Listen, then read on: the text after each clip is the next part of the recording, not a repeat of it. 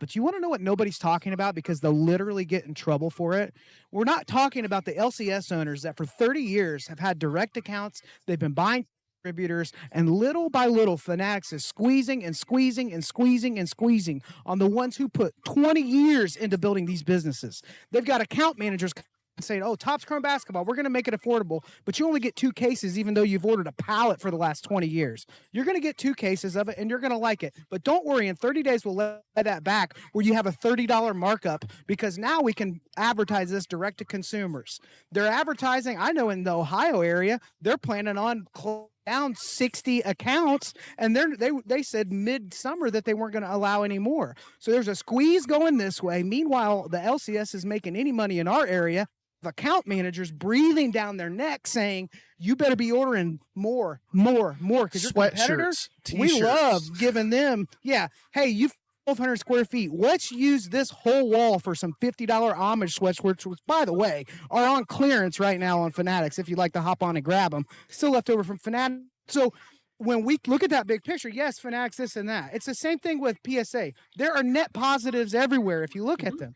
But if we don't talk about this, there's one I can't mention by name, but we have a dealer that's been doing this for longer than anybody else. That socks older than me, okay? And I'm telling you, they're getting calls because their hours weren't long enough. They need to expand them by 3 hours a week. You're only open 42 hours a week. We noticed that. You need to be 45, otherwise we're going to cut your allocations. So I think all the emotion in it is that dealers are spending time with the shop owners and the guys on and the guys that aren't doing most of this digitally. And everything we're hearing and feeling is these walls sure feel like they're closed in. Does anybody else see this? Anybody else? And so if it's met with feels a little dismissive, it's like, should we not? Should we be concerned? Should we say something? Should we not? I hear, and I think the concerns are valid there on the, you need to be open 45 hours a week. And, here is, if you want this product, then you're going to have to buy these things, etc. I also think that, to me, loops back to the adapting as things are shifting and changing.